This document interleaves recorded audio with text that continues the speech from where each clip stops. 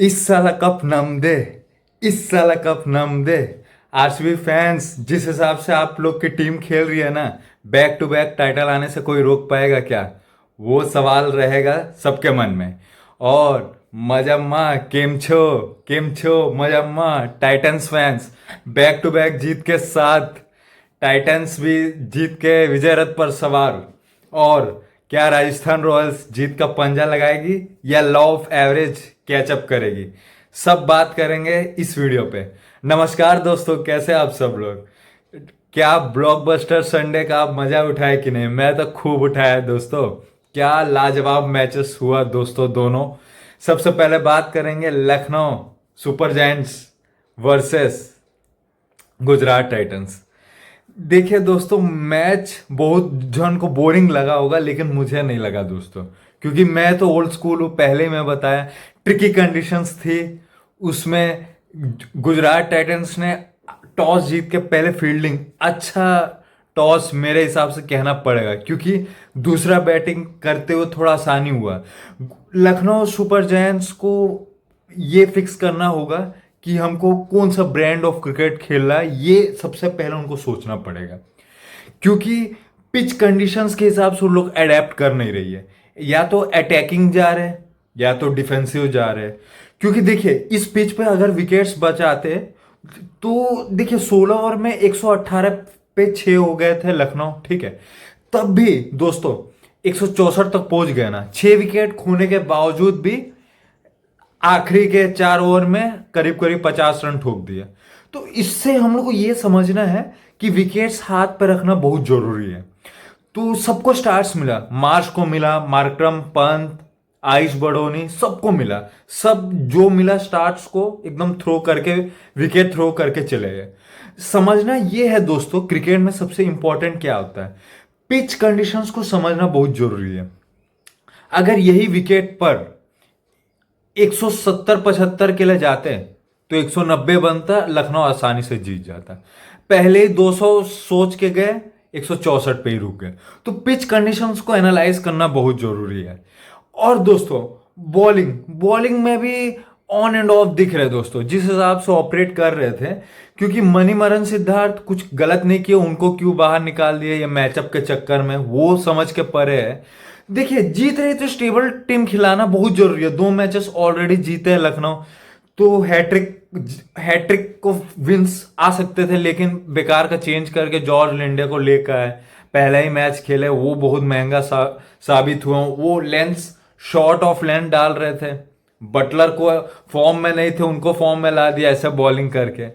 तो Lucknow super giants को समझना ये पड़ेगा कि कौन सा ब्रांड ऑफ क्रिकेट हम लोग को खेलना है। दूसरा, किस टाइप की पिचेस बनाएगी, ये दोनों दिमाग में रखना होगा। और तीसरा, कॉम्बिनेशन। जिस हिसाब से कॉम्बिनेशन खिला रही है ना, कभी पंत को इन लोग साफ साफ बोले कि क्या करना है, ओपनिंग कराना है कि नहीं। और निकलस पूरन का फॉर्म अप एंड डाउन है, क्या जॉश इंग्लिश को ला सकता है, वो सवाल है। वो करेगी नहीं, क्योंकि बैक करती है निकलस पूरन को। तो निकलस पूरन को जल्दी आरओआई देना पड़ेगा दोस्तों, क्योंकि मिडिल मॉडल में फंसना नहीं चाहेगी। क्योंकि देखिए, अभी टूर्नामेंट, अभी क्या है ना, राइवलरी वीक स्टार्ट हो रहा है, टूर्नामेंट अभी चरम सीमा पर जाने वाला है। तो इस वक्त पर टीम्स को एकदम संभल के खेलना पड़ेगा, क्योंकि 1-2 मैच हारते ही मोमेंटम कम हो जाएगा। मोमेंटम कम होते ही मैच खत्म, आपका टूर्नामेंट से आपका सफर खत्म हो जाएगा। तो लखनऊ सुपर जायंट्स को ये करना पड़ेगा। जीत के रहा, कैसे जीतेंगे, जब भी घर पे खेल रही है ना, अच्छा विकेट्स दे, ताकि जो भी फॉरनर्स खेल रहे हैं, मार्श, मरक्रम, पूरन, इन सब इन फॉर्म में आए। और उनका गेंदबाजी में दम है, प्रिंस यादव में दमखम दिख रहा है, अच्छा खासा दिमाग लगा रहे हैं। शमी अच्छे फॉर्म में है, तो गेंदबाजी कोई प्रॉब्लम नहीं है। दिग्विजय साथी अच्छा कर रहे हैं, तो उनको बैक करिए।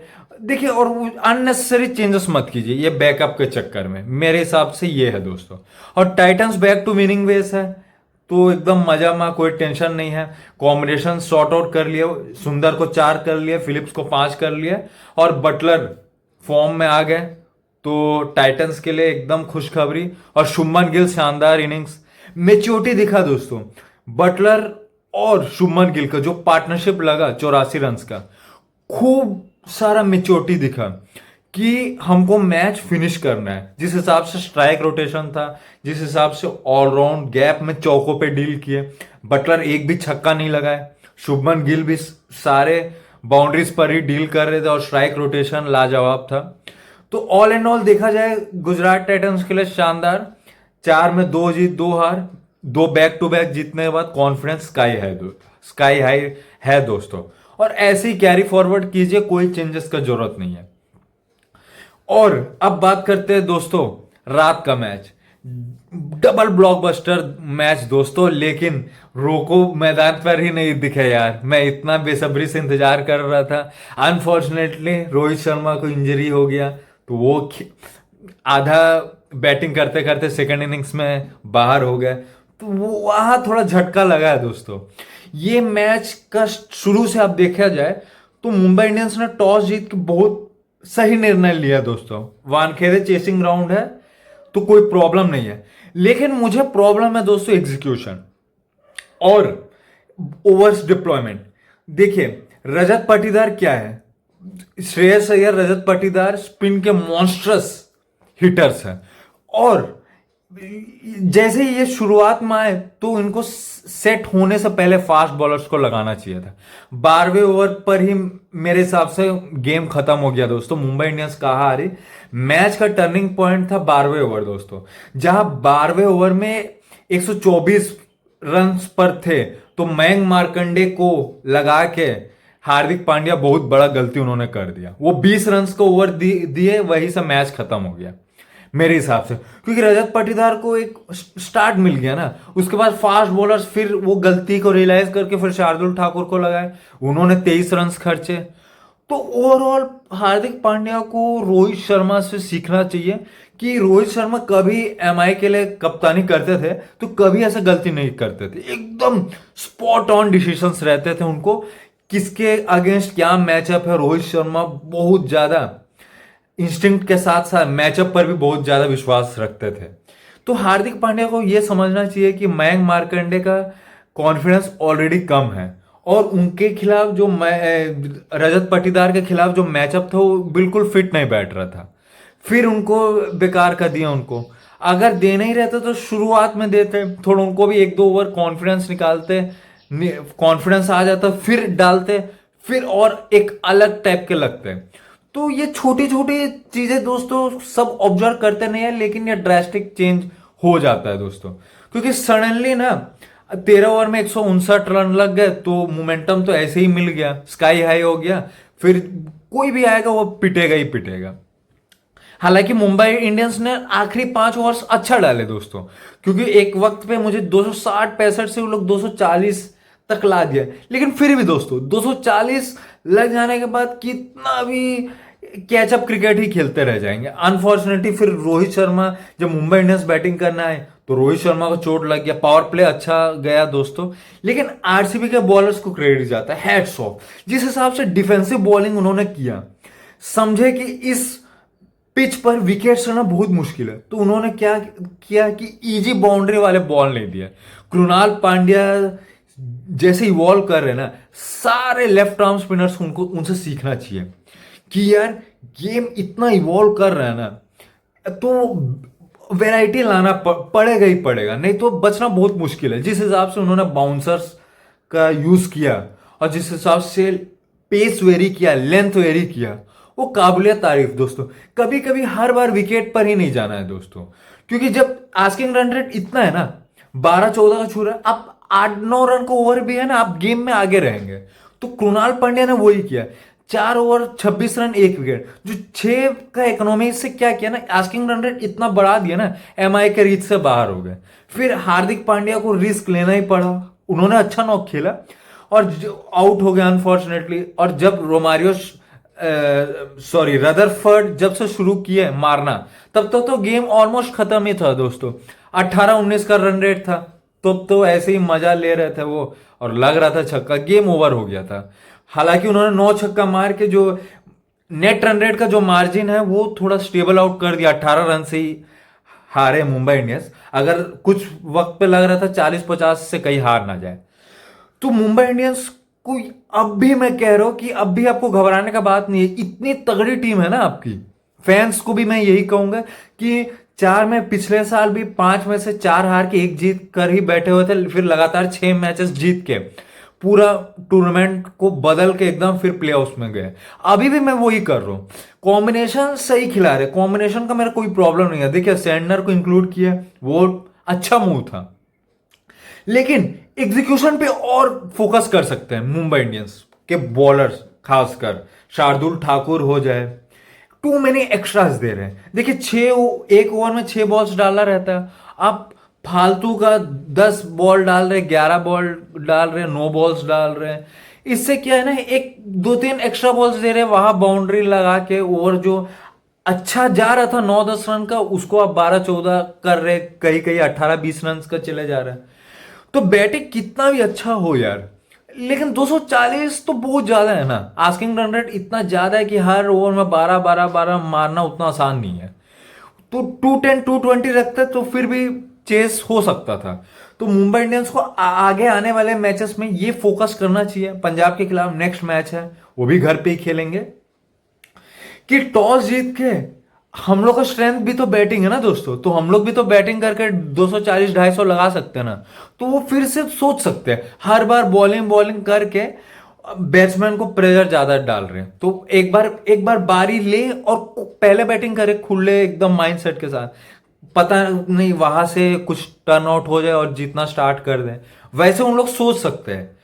और एग्जीक्यूशन दोस्तों, वानखेड़े का छोटा सा ग्राउंड है, एग्जीक्यूशन बहुत इंपॉर्टेंट है, फील्ड सेटअप। अब एक एरिया को शट डाउन कर सकते हैं, जैसे ऑफ साइड में सारे फील्डर्स लेके मुझे परफेक्ट एग्जीक्यूट करना पड़ेगा वाइड यॉर्कर्स, अगर मुझे ऑफ साइड का फील्ड रखना है। अगर नहीं, मुझे लेग साइड टांग पकड़ के डालना है, तो मैं एकदम सारे फील्डर्स स्क्वायर लेग ले लूंगा, डीप मिड विकेट ले लूंगा और लॉन्ग ऑन ले लूंगा। ये सब फील्डिंग पोजीशंस लेके मैं पैर पकड़ने का वहां कोशिश करूंगा, वहां डालने के लिए। तो ज्यादा एक सेट फॉर्मा के साथ नहीं जा रहे हैं, कभी कभी आगे डाल रहे हैं, कभी कभी स्लोअर वन डाल रहे हैं, विकेट में ग्रिप नहीं हो रहा, एकदम पाटा विकेट है। तो ये सब मुंबई इंडियंस को सोचना पड़ेगा आगे आने वाले मैचेस में, क्योंकि अभी भी टाइम है दोस्तों, घबराने कोई बात नहीं है, 10 मैचेस अभी भी बचे हुए हैं, तो मुंबई इंडियंस कमबैक जरूर कर सकती है। और अब बात करते हैं आज के मैच का दोस्तों। उससे पहले, बात करने से पहले दोस्तों, अगर मेरा वीडियो पसंद आ रहा हो तो सब्सक्राइब और लाइक जरूर कर दीजिए, ताकि मैं ऐसे ही वीडियोस लगातार आपके लिए बनाते ही रहूंगा।